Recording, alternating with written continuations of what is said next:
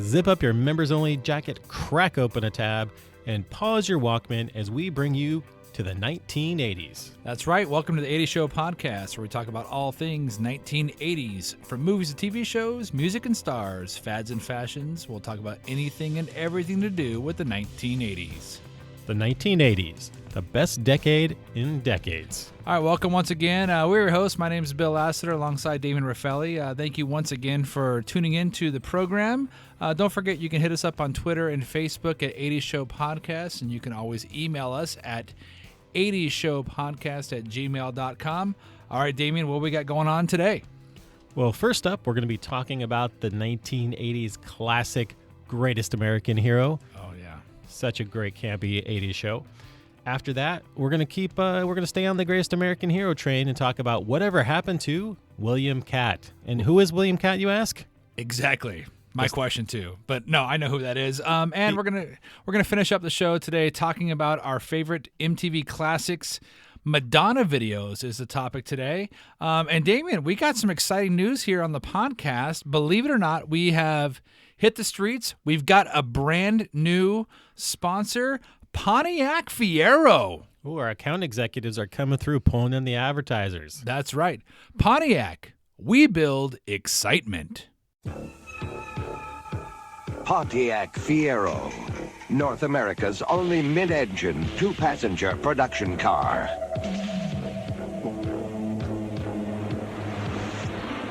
One of the 10 best cars of 1984, says Car and Driver magazine. Fiero, fuel-injected, economical, and only from Pontiac. Pontiac builds excitement. You know, Damien, look at what's happened to me. I can't believe it myself. Suddenly I'm on top of the world. It should have been somebody else. Believe it or not, I'm walking on air. Wow, Bill. That was very impressive. Did you know that the theme song for Greatest American Hero hit number 2 on the top Billboard 100 following the premiere of Greatest American Hero? It makes sense. It was a very catchy tune for sure. Totally makes sense that it hit number 2. It should have been number 1. It's number 1 in my heart, Damien. And in mine, too. Yeah, so Greatest American Hero is now streaming on Amazon Prime. On Amazon Prime right now. We got to see a couple episodes, and we're going to talk about the great 80s show, Greatest American Hero. Damien, I remember it a little bit as a kid. Like, I remember watching it. I just very, very small memories, but like I remember the fact that when he flew, he would fly all crazy and stuff. And then I watched the pilot episode, and I was like, wow, that is straight out of the 80s, baby. That show is just straight out of the 80s. It was just the best 80s campiness. It was a Stephen J. Cannell show. He created it and helped write for it. And right. You know, he wrote a lot of the other stuff, some things that we're going to be talking about later in future episodes. 21 Jump Street, 18, yeah. You know, a bunch of them. So he created a lot of that 80s campiness, and he really grasped the heart of the 80s. He really did. Yeah, you know, I could buy that. I could buy that for sure. And we're going to talk about that, especially some of the kids that Ralph Hinckley, who was the Greatest American Hero, taught. But before we get to that, we'll do a little background on Greatest American Hero. Sounds good. As a refresher for people who haven't seen it in a while, for those who haven't seen it, which is sacrilege if you haven't seen it. Yeah, sure. It premiered in 1981, so we're talking the beginning of the decade. It ran for only 3 seasons, sadly. It was canceled way too early. Yeah. And there's been a couple attempts to reboot it. We'll talk about that a little bit more. So it hit just over 40 episodes. And it starts off with William Katt as Ralph Hinckley. Right. He's got these blonde Goldilocks hair, perms. Oh, yeah. It's just fabulous. It's sweet, yeah. Straight out of the 70s, but we're into the 80s now. So he plays a high school teacher teaching at-risk youth. Now, these at-risk youth, these ruffians, they're all at least in their mid-20s. I looked it up. And they look older than Ralph Hinckley does. They look older than William Katt. And these are supposed to be the tough kids in what they call special education. Yeah, that's the part where I was like, what? Because I watched the first episode, and he was supposed to teach the rough kids, and it was a special education class, which I don't think you can get away with on TV today. Would be wrong anyway, but to call these kids special education. But yeah, they all definitely had mustaches. Even the women, like they were definitely older than high school students for sure. Yeah, one of my favorites is Tony. Is from the East Coast. Tony's a little tough guy here. You know? And he's supposed to be, like the real tough guy wearing the white T-shirts. He looks like a Grease reject. Oh yeah. And in the first episode, he challenges Mr. H to a fight, a boxing match in the very first episode. So you like that totally is legit, and challenge teacher to fight. And hey, he's gonna oblige you. Let you have a little boxing match later on. Hey, how about I show you my right hook after class? How about that, Mr. H? Yeah, and William Katt is just. He's not a tough guy. We'll just say he's not a tough guy character. In fact, William Katt, we'll talk more about him a little bit later, but, he just doesn't have that tough guy look to him at all for this. But that's why it worked for campiness. So we'll just jump straight into the plot here. So you get to aliens. Well, first of all, they go on a field trip to the desert in the nighttime. Yes. No field trip permission slip. No. They just show up to school. He's driving the bus. Well, since they're all in their mid-20s, they can sign their own forms, apparently. And we're just going to go to the desert. And boom, there they go. They're off in the desert. And they hit aliens. And, of course, aliens, it shuts down the vehicle. He ends up meeting up with Robert Culp, who plays Bill Maxwell, the FBI agent. And the funny thing, Bill and I were watching this earlier. There's a scene where the alien spaceship comes down, and it's Ralph and Bill in his federal vehicle, this sweet 1981, I think Chevy something or other. Right.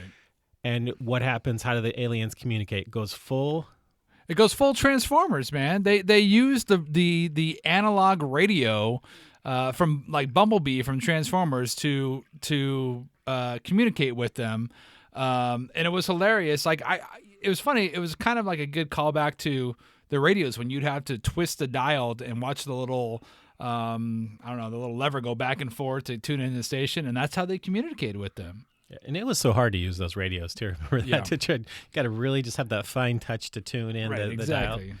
So the aliens, they end up giving him a Superman hero suit, this bright red suit with a cool logo on it. I think from what I read, the graphic designer and Stephen J. Cannell designed it based on some scissors that were laying on the desk. And that's where they came up with the idea. So he's got like a black cape, full, like they call them pajamas because they do look like pajamas. Yep. And they give it to him with an instruction booklet. But what happens? He loses the instruction booklet. That's the whole funny thing about him flying all crazy is he does not know how to work the suit because he lost the instruction booklet. Yeah, and the high-tech aliens, the advanced aliens, apparently only had the ability to make one copy. They didn't go to Kinko's to make a second copy. Right. And they didn't give him another one later on when they realized that he lost the book. He just, it's gone. Forget about it. They'll figure it out. Yeah. And he wasn't the first one to have a suit. This was a legacy thing. It's been passed on to different people. So what are some of the superhero powers he has? You remember some of them? So he can fly. And he has to discover them as he goes along because there's no instruction book. Right, and he was trying, in the first episode, he's trying to figure out how to fly, and some little kid tells him, oh, you have to run 3 steps and then jump, and then you can fly. And he does. He's got some sort of ability with heat with his hands. Like he can do one of those and make things like warm with his Mr. hands. Miyagi. Yeah. Daniel-san. Maybe that's where they got that from. Karate Kid was from Greatest American Hero. Could be. Yeah, healing hands. I know one episode he had electricity flowing through him. He also at one point he was magnetized, like metal objects were flying at him and things like that. I mean, he basically had them all. Right? Yeah, he could. I don't know if you mentioned invisibility. Oh, that's right. One of the other popular powers he had, they called the holograph, where he could. It was almost like an advanced bloodhound. He could grab something, a shirt or something that somebody had touched or belonged to them, and then see where they were at the time. He could see through into the like a psychic kind of power. And so, he has that's one of my favorites. He has the ability to run really fast. That's right. And then the sound effect they do is like this old-timey train that in the background when he's running quickly. It's so campy. Every time he flies, he falls down. Right. And when he's running around in his red pajamas, in his costume, or his superhero suit, everybody makes fun of him. That's one of the running gags throughout the whole show. Right. But what would happen now if somebody with the Comic-Con, things have changed so I know. much? People are like, oh yeah, look at that guy's wearing an outfit. He's probably going to some convention right now. But back then, yeah, there was a lot of like, I don't know, homophobic references. Seeing him walking around the suit, police officers saying, oh, look at this guy, wearing this pajama suit, tight pajama. And it was a pretty tight suit, Damien. You have to admit that. It was. You saw a lot of William Katt in that in the first few episodes of more than I wanted to. Exactly. Which might have led to his some of his career moves. Later on, we'll talk about that. One of the funny things I thought too, or more interesting thing I should say, is his name was Hinckley, Ralph Hinckley. Right. And just like 2 weeks after the show premiered, that's crazy. Yeah. We've got a major historical event. Do you remember that? Yeah, March 30th, 1981. John Hinckley, no relation to Ralph, tries to assassinate Reagan, coming out of a hotel in Washington, right? D.C. I think it was. So like Hinckley was a name now that everybody knew, and so what did they do, Damien, to help with that? Well, immediately they changed Ralph Hinckley's name to Hanley, to Ralph Hanley. For the most of season 1. After the assassination, they actually changed his name to Hanley. Yeah, and then they started calling him Mr. H for a while, which is funny because in the first episode, the Tony the tough guy was like, "Oh, hey, Mr. H, can I call you Mr. H?" He's like, "No, you call me Mr. Hinckley." And then later on in the season, they're like, "Mr. H," and he answers to it. So fantastic. Class, Mr. H. Name's Ralph Hinckley, Tony, not Mr. H. Who cares, huh? Yeah, it was just classic 80s, especially with Reagan being president. One of the first things that Bill Maxwell wanted to do was use the suit against Russia. That was his first instinct. That would have been my first instinct too if I was an FBI agent in 1981 for sure. That would be my first instinct would be let's go get those commie bags. Cue Wolverines sound clip. Wolverines. Some of the other funny things were that and I think it was like one of the first episodes of the first season, the main bad guy is a mob boss from San Francisco named Johnny the Dancer. And he was a disco dancing mob boss from San Francisco. So good. Doesn't get more hardcore than that. I mean, when you're thinking about a leader of a gang, you definitely are thinking of a disco dancer from San Fran. I mean, for sure. Absolutely. One of my other favorite episodes was in season 2. And, Bill and I are huge baseball fans. It was called the 200-mile-an-hour fastball. Mm-hmm. Now, sounds legit. It does. During the National League Championship Series, he tries out for basically what's supposed to be the Dodgers, the California Stars, and he makes the team during the championships. Of course. Why wouldn't he? Yeah. And then Bill Maxwell negotiates a contract for him, which is supposed to be a $3 million salary. However, it turns out to be a $3 million insurance policy that only pays out if Ralph dies. And there's so a whole bit in there that, well, because Pam, his girlfriend, is also a lawyer. She was out of town when she hears about it. She says, well, I hope they didn't hide it as an insurance policy because, they do that in contracts. Oh, gosh, so good. So good. So bad it's so good is what I'm trying to say. And the uniforms are great, too. They have the worst. I mean, of course, 80s. They got the sweet polyester. You remember those Little League uniforms we used to wear? But these are supposed to be Major League Baseball uniforms. Sure. And they look worse than the ones that I wore in the league. You got numbers peeling off the back. Yeah, you've got literally. The name of California Stars is kind of not even like pressed onto the shirt very well and stuff. And we were talking about this earlier. It's like, well, back then there were basically 3 networks, right? The 3 networks. So you didn't have a lot of competition. So it's like they probably mailed it in the costume department. Just slap some numbers on that guy's back. And if it peels off, no big deal. What are they going to do? Change the channel? They only have 2 other options, right? So, so good. And Don Drysdale, the legendary Don Drysdale, he was a guest star on this where he was the announcer. He must have been rolling over in his grave. Some of these baseball, whoever wrote this didn't know anything about baseball, first of all. Good. The other thing was they kept calling Ralph's fastball a Hummer. I've never heard that term. I grew up watching baseball. I know you did too. I've heard the term, but not for a fastball. Yeah. And Bill says, "Give him your Hummer, kid. Give him a Hummer." I had to Google it because I had never heard of it in baseball. In baseball. In baseball. Well, at least not outside the locker room. Oh, Yeah. So, I mean, I've heard, Bruce Springsteen in his song Glory Days calls it a speedball. Like, I'm like, no, Bruce, it's called a fastball. A fastball's a fastball. It's not a speedball. It's not a Hummer. It's a fastball. Yeah, fastball.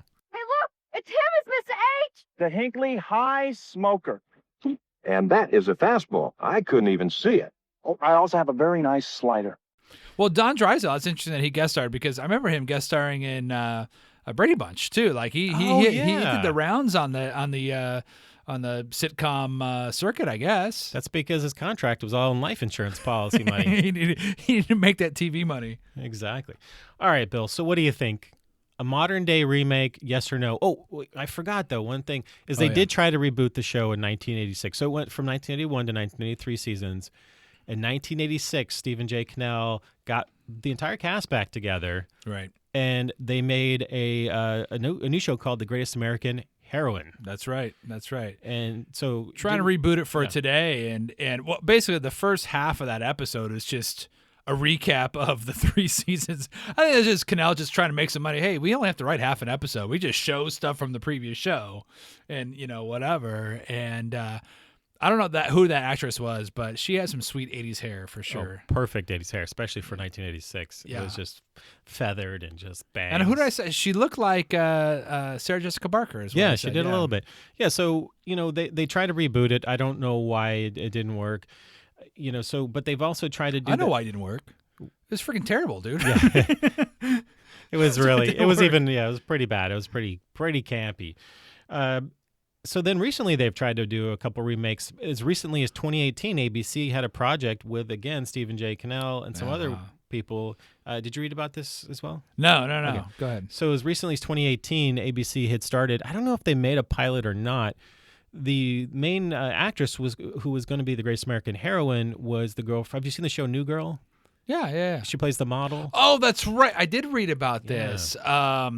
Shoot, I got to get that actress's name. But yes, she was going to be the Greatest American Heroine. That's right. Yeah, so there's still a lot of interest in it. ABC went very far down the road with it. Hopefully, maybe Netflix or somebody will pick it back up. I personally would love to see a remake if they can keep the 80s campiness or find a way to reboot it in a way that's fun. It's actually made perfect for like a movie reboot, right? Like they did the Dukes of Hazzard movie. I mean, the kind of cheese, they're kind of cheesy and stuff like that, which I think would, you could make $50 million on some cheesy remake of Greatest American Hero, I think. Oh, easily.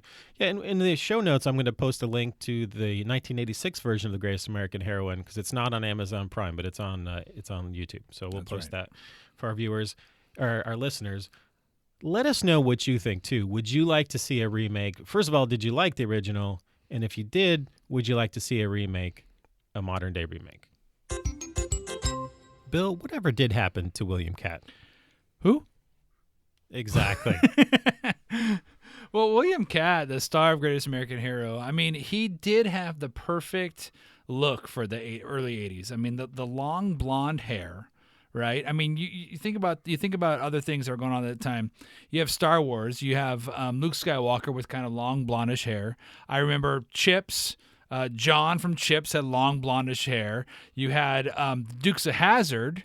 So you had Bo Duke with long blonde hair. I mean, that was just a cool image back in the early 80s for sure. He did have that sweet perm. Sadly, he doesn't have it anymore, though. No, he does not. Saw an interview with him from 2016, and he's looking his age right now, Damien, for sure. Yeah, he's got white hair. Yeah, he looks like Sam Elliott a little bit. Yeah, I could see that. All right, so what? So before we get to what happened to him, tell us a little bit about like his background and stuff like that. Yeah, we'll go through that really fast. So he's comes from a family of actors. His mom was on the Perry Mason show. She played the secretary in the original Perry Mason show. William Katt later did a couple of the Perry Mason movies, the later ones. From the I think they were the late 80s, early 90s. So he grew up mostly in L.A., but also did a lot here in Orange County. So right now we're broadcasting this live. You're not going to listen to it live, but we are, of course, recording it live from Costa Mesa, California, which is Orange County near Newport Beach, probably about 45 miles south of L.A. And he went to college just down the street, a few miles down the street at Orange Coast College. OCC, baby. Yep, right there.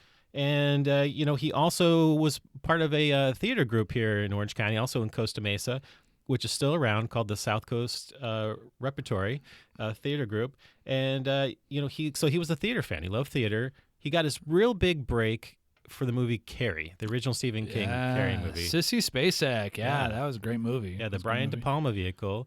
Yeah, and so he played Sissy Spacek, who played Carrie, played her boyfriend at the prom. That's right. Oh, he was a jerk in that movie. Yeah, well. Yeah, well. It was a Stephen King movie, so someone's going to have to die, so. Yeah, lots of people die usually in Stephen King movies. Well, what was also interesting was that we saw an audition reel with him alongside Kurt Russell, of all people, auditioning for the roles of Luke Skywalker and Han Solo, the original Star Wars movie. And I can't even imagine what it would be like to have William Katt as Luke and Kurt Russell as Han Solo now. I mean, Harrison Ford and Mark Hamill are perfect for it, but could have been. Could have been. I could actually see William Katt in the role of Luke Skywalker. Yeah. Not so much Kurt Russell as Han Solo, but I'm a huge Kurt Russell fan. Escape from L.A., Escape from New York. Yeah. A couple of my favorite movies, Tango and Cash, whatever, his classics. Right. Tango and Cash. His classic movies. Yeah, so William Katt was a finalist to play Luke Skywalker, and we'll post in the show notes. We'll post a link to that the reel that they did. The Empire must have gotten here first. The planet has been completely blown away. This would have taken 1,000 ships with more firepower than I've ever seen. Yeah, and actually, Kurt Russell actually blames William Katt for not getting the role of Han Solo because they auditioned together as a duo. That's what William Katt said. Yeah, that's so funny. And he did a lot, but up until Greatest American Hero, and then I wouldn't say that killed his career, but he didn't do a whole lot after that. Yeah, but during the middle of his career, during the middle of Greatest American Hero, in 1982 he put out a soft rock album. Oh, because what goes to the 80s better than soft rock album? I mean, nothing, right? I mean, nothing. And so Secret Smiles. Yeah, he turned that Greatest American Hero fame into rock star, not so much fame. And he was not William Katt. He was Billy Katt. Or Billy Katt, yeah. And, we'll post a link or two to YouTube for the song. It's fabulous. There's the one that's got the saxophone, like a Kenny G in it, and it's a slow, like, soft rock ballad. Oh, so good. Yeah, I don't know why that didn't do better. I don't know. I would have bought 15 albums if I knew, if I had the money back in 1982. It does have a good voice. Just the musical style and the song was horrible. But he has a good voice. If you say so, Damien. So what I really know him for would be in the early 90s. He did some we'll just say Skinamax movies. Are you familiar with the term Skinamax? Skinamax, yep. Skinamax, the movies that played after 10 o'clock p.m. on Cinemax. Yeah, he starred in a couple of those, and one of them was with Shannon Tweed. Oh, there you go. And that's she's married to the guy from Kiss. That's right. Now, but she did a lot of those softcore. I wouldn't call them porn now, but will be some nudity, topless nudity. They're very sensual, yes, Damien. Erotica films. Yeah, that's right. That's right. And so he did a couple of those, Last Call, Desperate Motive, a few other ones. And Desperate Motive, I was looking at that one, and sure you were, David. Yeah, it was just research for the show. Research. So I tell my wife, doing research.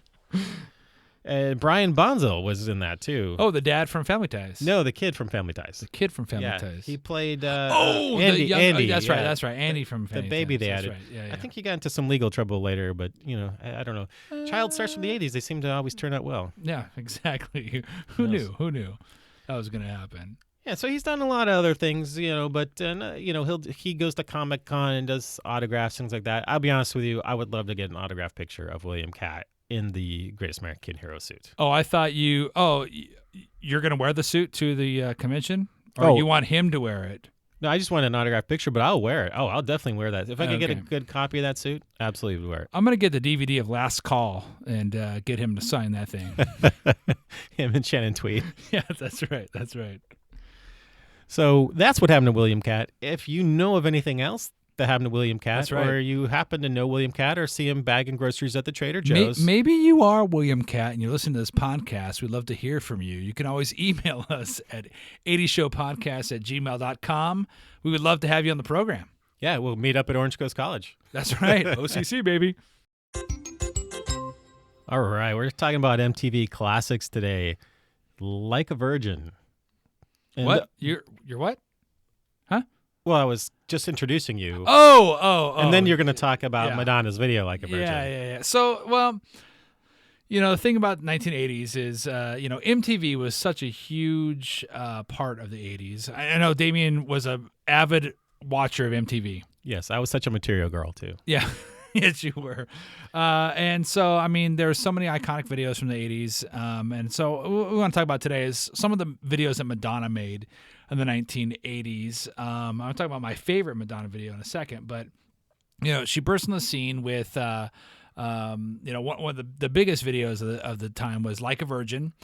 She's rolling around in a wedding dress. Remember that video, Damien? Oh yeah.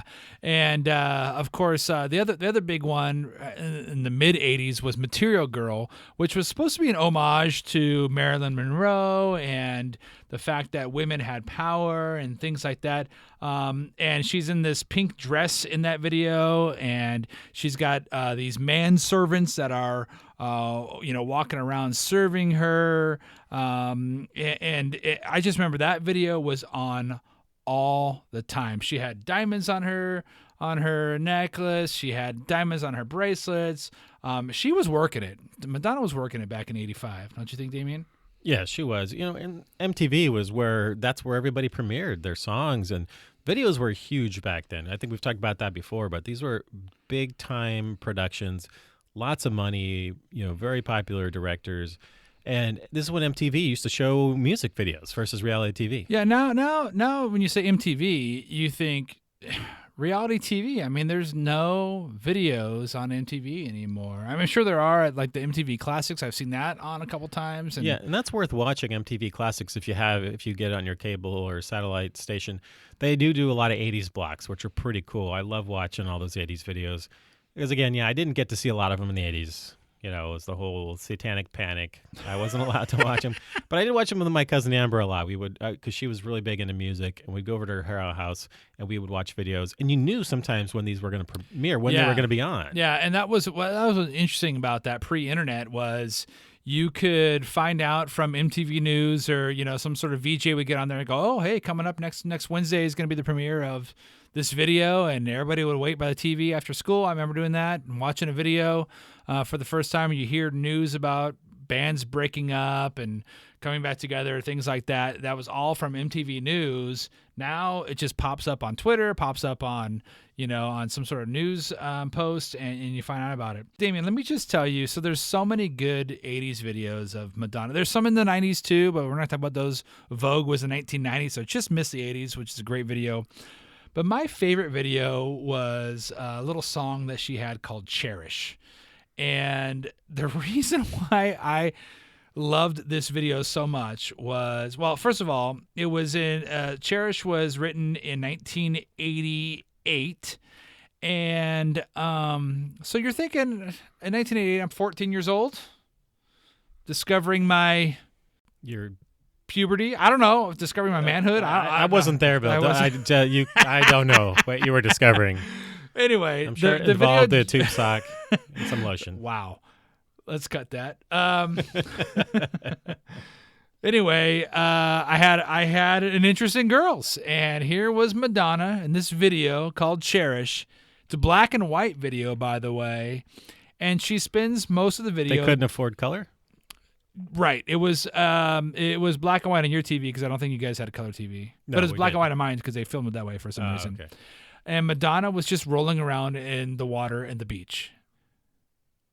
Ooh. Yeah, it was a 14-year-old boy's dream for sure. And was it as good as a William Katt Skinamax movie? Yes, because there was no William Katt. It was better, so there's no William Katt in there. Cherish. Wait, who had prettier hair, William Katt or Madonna? That's the question. That is a good. Well, Madonna has short hair in this video. Oh, okay. And short dark hair, and she's just tossing it around, and she's rolling around the waves. There's these weird mermen that come up and swim with her and stuff. And I gotta tell you, I was a little jealous of the mermen, just swimming around with Madonna, and it was. I don't know. I think about that now, and I'm like, she just was really cute in that video. I don't know how else to say it. And That was my favorite Madonna video from the 1980s, and there are so many better videos in that in the 1980s in that one.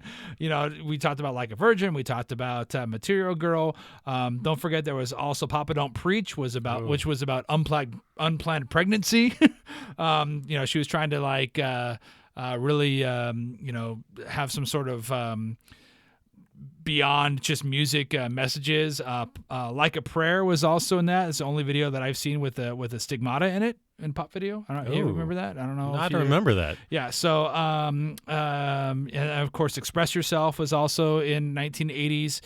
There's so many good ones. For me, it was Cherish. Now, Madonna was later asked about that video on an episode of Live with Kelly and Ryan. I don't know, Ryan Seacrest, I guess, and Kelly Ripa. Okay, what she was on that show and a couple years ago, and they asked about the video of Cherish, and she's like, "Oh please, that was poppycock." It was not poppycock to me, Madonna. I love that video. She's like, "Oh, that was corny poppycock," is what she said. That was insulting, Madonna, to your own video and to my memory. And to the 80s as a whole. And to the 80s as a whole. But we would love to hear from you and find out what your favorite 80s video. Oh, let me talk about one more video. We're also open to Madonna calling in with an apology. Madonna, if you would like to contact the 80s Show Podcast, you can always email us at 80showpodcast@gmail.com. That's 80showpodcast@gmail.com. Now, one more video that we had going that I want to talk about real quick. It was a 1980. What's that? Oh, boy. I think that's the fax machine, Bill. Oh, fantastic. Good news, I'm sure. Oh, did Madonna already reach out to us? It's from General Motors. Okay. Yeah, so they want a different car they want to sponsor us with? Unfortunately, they stopped making the Pontiac Fiero in 1988, and the Pontiac brand is apparently no longer in business. But wait, it's the Pontiac Silverdome in Detroit, Michigan, isn't it? That was destroyed too? Yeah, apparently it's no longer that. Oh, boy. Well, looks like we need another sponsor here in the 80 Show Podcast. So if you love to sponsor... last time I said up-and-coming podcast, Damien, but really, we're established now, aren't we? Yeah, we're totally established. Totally established, but if you'd like to be part of something great going on, please email us at 80showpodcast@gmail.com. We want to thank you once again for tuning in for our episode here, and Damien, for Bill Lassiter, Papa Don't Preach, I'm in Trouble, Papa Don't Preach, I'm Losing My Sleep, but I made up my mind, I'm keeping my baby. And this is Damien, the dancer, the disco dancing mob boss Raffelli. And coming up on the next episode, we're going to talk about 21 Jump Street, the TV show versus the movie. Which was better? That's right. We're also going to talk about lifestyles of the rich and famous and get-rich-quick schemes from the 1980s. Theme song composed by my good friend, fellow rock star, straight out of Bakersfield. You may also know him from the band Videodrone, Mark Russell Davis.